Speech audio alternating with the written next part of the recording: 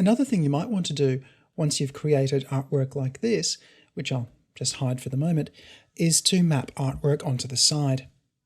Now I'm going to quickly click to create an object of 60mm by 60mm, just in grey.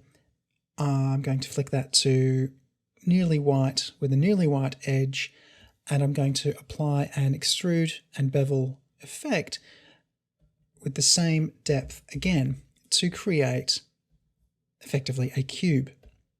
What can we do with the cube? Well, we can make dice. Well, we can make one die and then make more dice from that.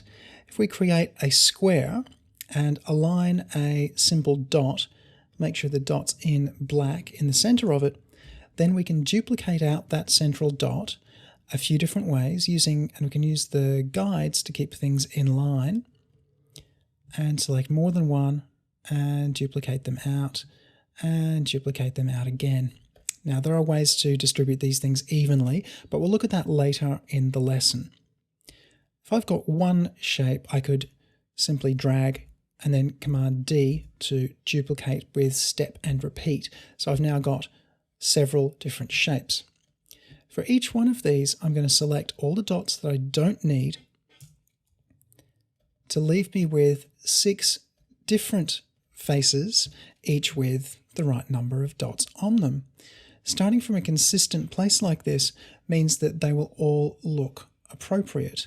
Means that you've got all the right dots in the right places and you didn't have to guess where they might be. And it is best to be consistent as you can up front to make sure they all look the same. All I need to do now is create 6 symbols. So I'll head to my symbols panel and create a symbol for each side of our die.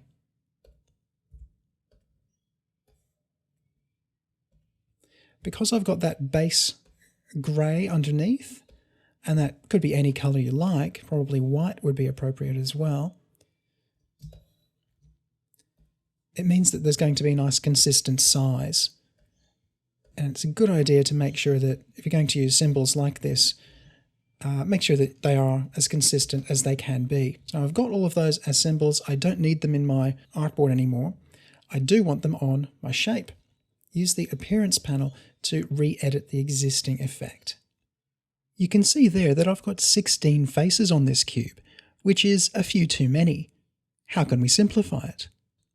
If I cancel out of all of this and choose to set it with no stroke, is that going to be a simpler extrude and bevel?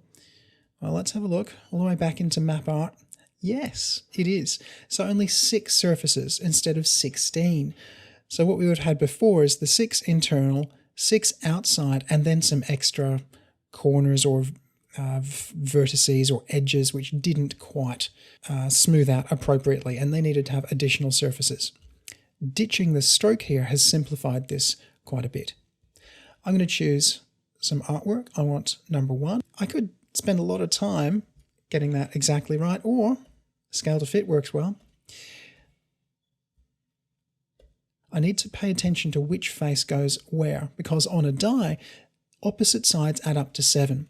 So that's on one side, and that's dot number 1.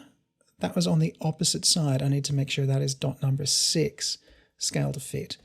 Next one along on that side, let's go with number 2, scale to fit. And we're not on the opposing side. Let's go ahead. That one needs to be number 5, scale to fit. Let's go back. This is going to be 3 and 4.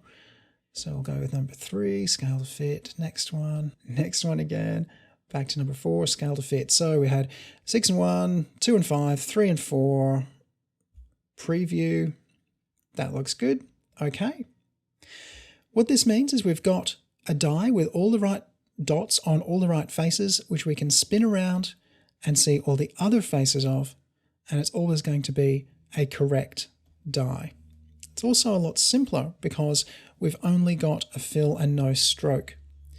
We could Option or Alt drag a few new copies of this, rotate things around, preview, there we go. Try it again, spin it around a little, preview again. That's good. Next thing you have to do, anything to do with gambling or Las Vegas, I expect to see lots of dice all over your artwork.